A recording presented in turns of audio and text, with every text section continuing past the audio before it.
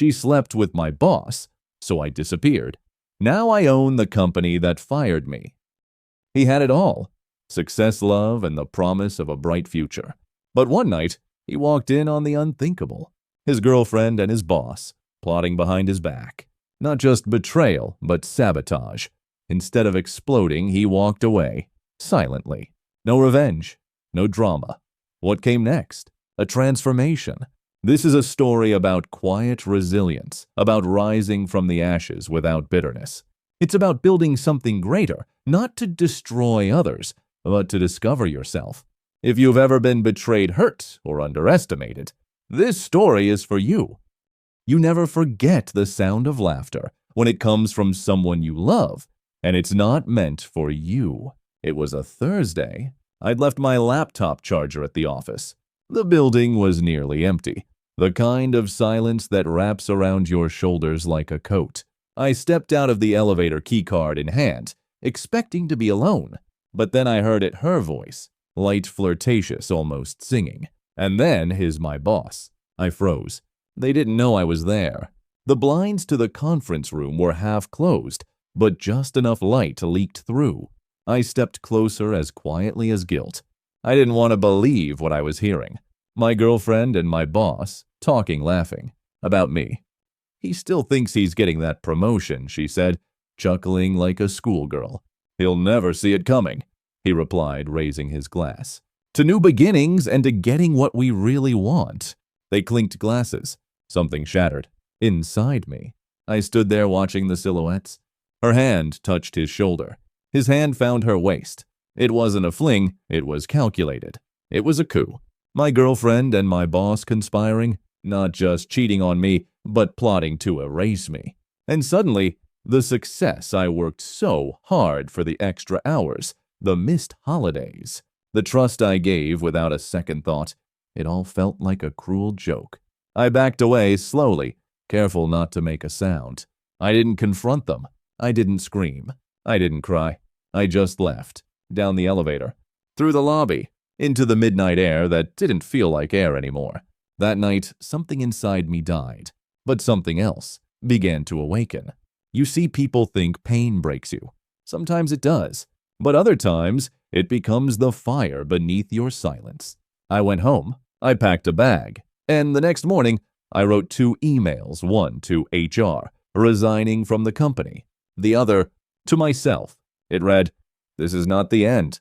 This is the beginning they never saw coming." Just a few weeks earlier, I would have told you I was one of the lucky ones. At 29, I had a corner office with floor-to-ceiling windows, a boss who praised my ideas in every board meeting, and a girlfriend who felt like the final piece in a puzzle I'd spent my whole life assembling. Her name was Claire. She had a laugh that disarmed you, and a presence that made every room feel warmer. People used to say we were the power couple. We'd walk into events hand in hand, and I'd feel this quiet pride she chose me. Of all people, she chose me, and my boss, Anthony. He was the kind of man who could command a room without raising his voice. Charismatic, sharp. He'd mentored me since my first year at the firm. Said I reminded him of a younger version of himself. "You've got a rare instinct," he told me once after I'd closed a major deal. "One day this place will be yours." I believed him. Back then, I still believed people meant what they said. Claire and I had been talking about moving in together. She picked furniture catalogs. I picked up extra hours. We were planning for something that, in hindsight, only I was really building.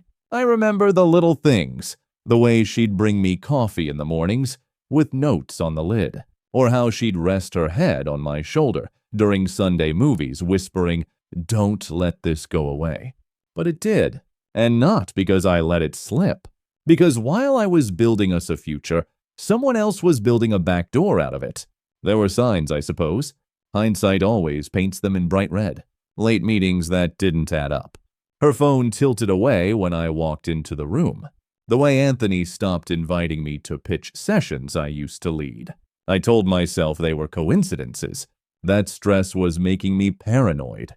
Because when you love someone, you fight to believe in them, even when the truth is begging to be seen.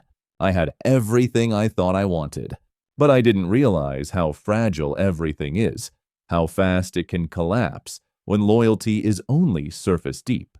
It's strange, isn't it? You work so hard to build a life, a name, a sense of worth, and yet all it takes is two people whispering in a closed room to take it away. But this isn't a story about losing everything. It's a story about discovering what really matters when everything is gone. It didn't happen all at once. Betrayal is rarely loud. It creeps in slowly, patiently, like a draft beneath a closed door. At first, it was small things. Claire started texting more often at night, holding her phone like it was fragile and private. When I asked who it was, she smiled and said, "Just work stuff." Boring. But she never used to lie to me.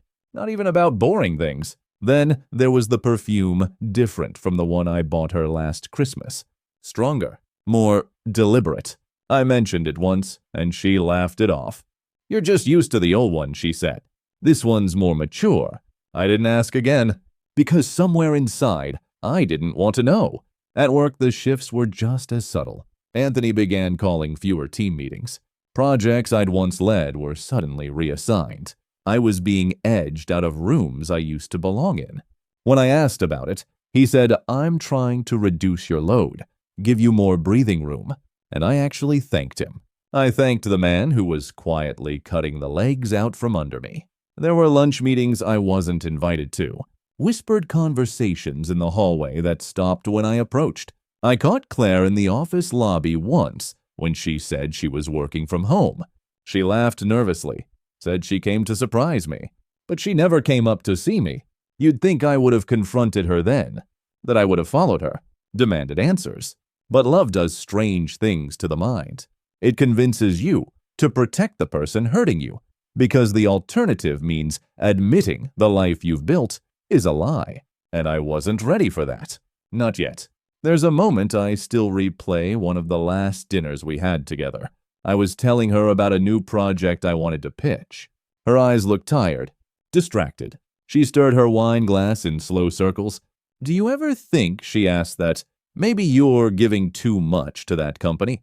I remember laughing. That company gave me everything. She smiled, but it didn't reach her eyes. Now I know what she really meant. You're giving too much, and we're about to take what's left. The truth isn't always hidden. Sometimes it's right in front of you, wrapped in affection and false concern. And I, so blinded by trust, so full of belief in who I thought they were, kept walking straight toward the edge. I chose silence over suspicion, loyalty over logic, hope over clarity. But betrayal doesn't need your permission. It simply waits until it no longer has to hide. I didn't confront them. I didn't storm into that room with accusations or fists or rage. I simply turned around, walked out of the building, and let the night swallow me whole. Some people seek revenge with noise. I chose silence. The next morning, I sat alone in my apartment, watching the sun creep across the floor like nothing had changed.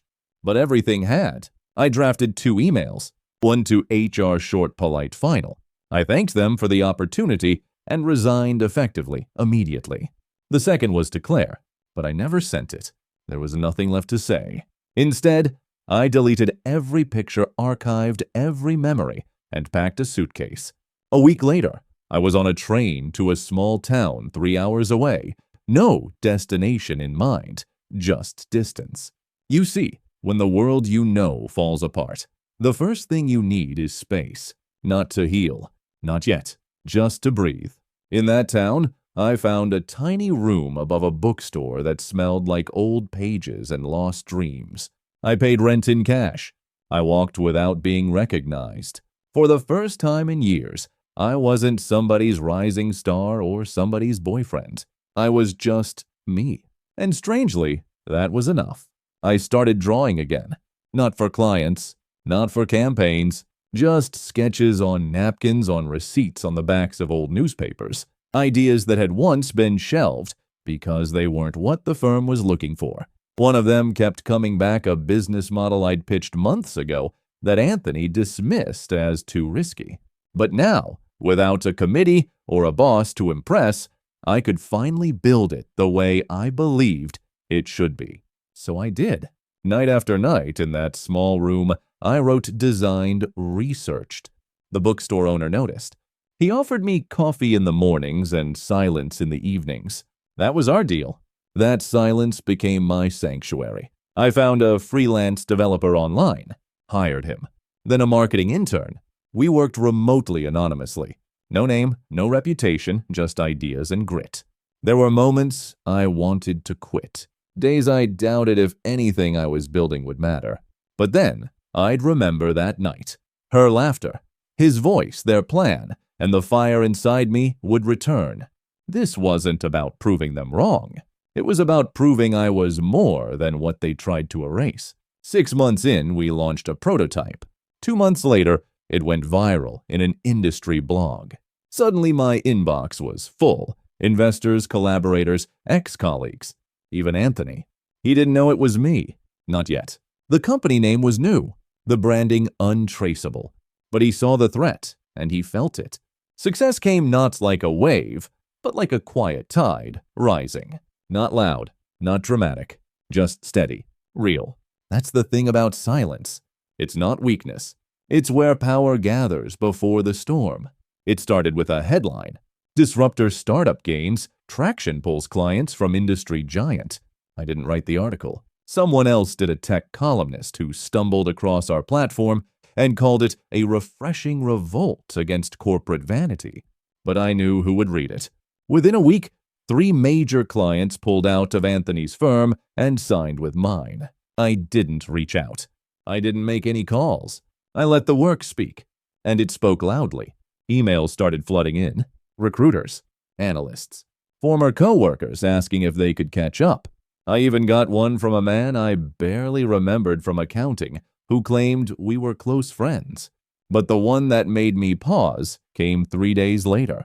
From Anthony.Citadelgroup.com. Subject, quick chat. I stared at the screen. No apology. No acknowledgement. Just those 3 words. I didn't reply. Then came the second message, this time longer. Carefully worded. He wanted to explore a collaboration, said we had complementary strengths, said he always respected my mind, the same mind he tried to bury. Again, I said nothing. The irony, the platform we built, the very idea he once dismissed as a waste of time, had now become the exact reason he was losing his grip. What he rejected was now the ground I stood on.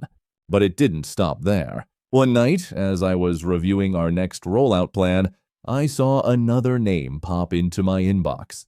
Claire. Her subject line, I saw you on the news. Can we talk? I didn't open it. Not because I didn't care anymore, but because I finally did about myself. The truth is, I had waited months for this moment, not for revenge, but for clarity. To see their faces not from below, but from a place they no longer reached. I'd once believed success was about rising to the top of someone else's mountain. Now I knew better. It was about building your own and inviting others up only if they deserved the view.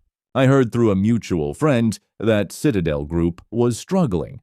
Layoffs, leadership shakeups. Anthony had stepped back to pursue other opportunities. Claire had left the firm a month earlier. No one knew where she'd gone. And me, I was exactly where I was meant to be. Not because I'd crushed them, but because I no longer needed to. That's the real freedom. Not when they fail, but when you no longer need their failure to validate your rise. It happened at a tech conference in Chicago. I was scheduled to speak on a panel about leadership after disruption fitting, I suppose. I stood backstage, adjusting the mic on my collar when I saw her. Claire. She was thinner.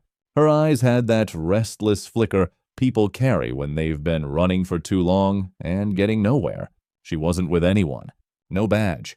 Just there. Our eyes met.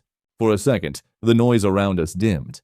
She walked toward me, slow, uncertain, like someone approaching a stranger they used to dream beside. Hey, she said softly. I nodded. She didn't smile. She didn't pretend. I read everything she whispered. The articles, the interviews. I didn't know it would turn into this. I said nothing. She kept going. I made a mistake. I thought I was choosing something certain, something safe. I looked at her, really looked. There was no hatred left in me, no resentment, only distance like watching a season end. "I'm glad you're okay," I said, and I meant it. She opened her mouth to say something more, but the moderator called my name. I turned, nodded once, and walked on stage. I didn't look back, and that I realized was the victory. Not that she regretted it, not that Anthony fell, not even that I succeeded, but that I was no longer who they had the power to break. Later that night in my hotel room, I sat by the window watching planes land and lights flicker across the city. I thought about the boy I used to be, the one who mistook loyalty for silence, who gave trust freely and questioned himself when others failed him. And I thought about the man I had become, not colder, not harder, just clearer. You don't always get justice in the way you imagine. Sometimes justice is quiet. Sometimes it looks like peace. There's no grand ending here, no dramatic speech, no tables turned in some boardroom showdown. Just a man who lost everything and built something better, not to prove them wrong, but to remember he was always right about himself.